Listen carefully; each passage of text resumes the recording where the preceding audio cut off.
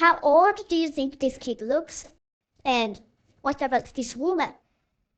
Okay, how about this one? They all look pretty different in age, right? Well, guess what? These artworks all come from the same base, with just one part changed. So today, I'm going to talk about how to draw faces for different ages. This video is beginner friendly, and we are going to cover the basics of face proportions for different age groups. Hi everyone, this is Mina, your cat-loving friend from Japan. How's your drawing going? To explain things simply, I'm going to start by drawing the face of an adult woman. These are the basic proportions I use for my semi-realistic characters, but feel free to try it out with whatever style you enjoy. And by the way, I've already posted a video on face proportions and how to draw faces in general, so be sure to check that out if you need more info.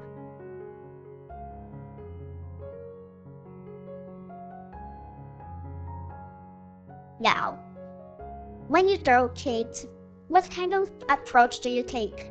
Maybe you think kids have bigger eyes, or kids have bigger head.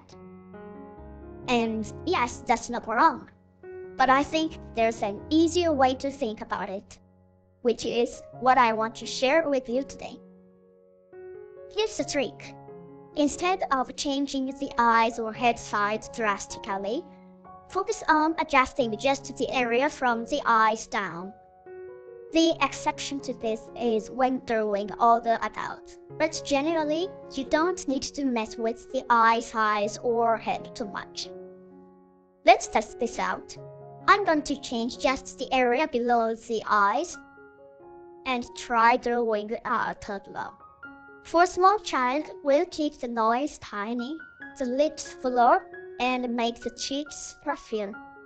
The jaw is also very underdeveloped in toddlers, so we'll keep it small. See? And without changing the eyes or head, just adjusting below the eyes can really make the character look younger. Of course, since we are drawing a young child, you could adjust things like shortening the eyelashes or making the eyebrows a bit thinner to make it look even better. But since we are focusing on proportions today, I'll avoid changing these details too much. Next, let's draw a slightly older child, maybe 8 to 10 years old. We'll slim down the cheeks a bit, lengthen the jaw slightly, and still keep the nose small. With just these subtle changes, you can start to draw a child around 8 years old. As the character gets older, like 12, we continue to lengthen the jaw, and here's a character that looks about college-aged. From here, face proportions don't change much until the character hits around 30 years, 40 years old. Around the middle age, the eye size stays mostly the same, but the eyelids may be dropped a little, and you'll start to see bags under the eyes or a slightly larger nose due to gravity. The jaw will also start to lose that sharpness and gain a little more fullness. When someone reaches their, for example, 50s, it becomes difficult to capture that age without adjusting the upper part of the face too. First, the eyes get narrower as the eyelids start to drop. Then, the nose gets a bit broader, the lips become thinner, and the eyebrows lower slightly. In terms of the face shape, due to things like jaw alignment issues, the jaw starts to become a bit asymmetrical. But since it's just an artwork, so you don't have to worry about that too much. And the outer corners of the eyes dropped a bit more, and the earlobes can also sag due to gravity.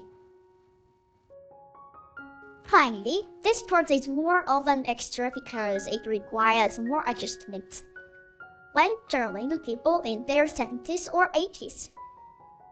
If the hair looks young and full, it can make the person look younger. So when drawing older people, it's better to give them less hair volume.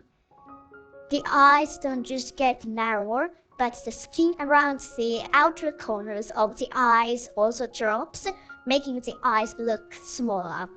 The lips become much thinner and the eyelids get thicker. The eyebrows get a bit thinner too, and deeper wrinkles start to form around the side of the nose. No matter how slim a person is, by the time they reach 70 or 80, their jawline is still there, but the skin around the cheekbones starts to sag, which gives the face a different shape. As for the hair, I'm drawing it loosely here, but reducing the volume and make it sit flat against the skull helps show the person's age.